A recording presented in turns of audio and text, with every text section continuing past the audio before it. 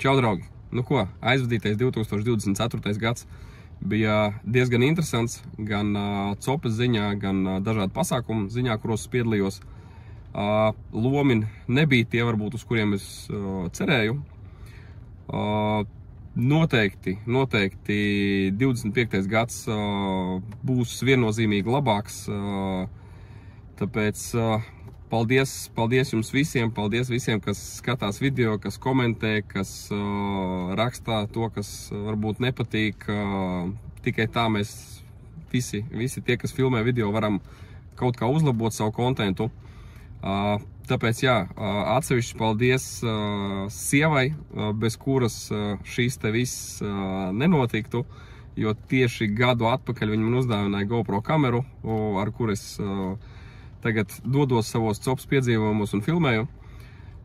Jā, 2025. gads jau ir iestājies, viņš būs viennozīmīgi labāks nekā iepriekšējais.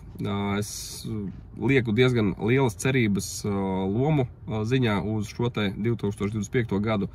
Tāpēc, ja gribi redzēt to, kas notiks, visas foršās copes, tukšās copes, zivis un visu pārējo, noteikti paraksties, spied laiku un veiksmi tev 2025. gadā, daudz smuku lomu, veselību, jo es tagad nedaudz apslimis esmu, kā parasti dodoties, kad tuvojās atvaļinājums, tad sākās problēmas ar veselību.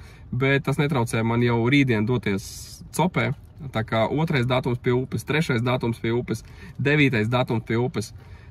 Visu to redzēsiet, parakstamies, spiežam laiku un copējam. Visiem neasaks!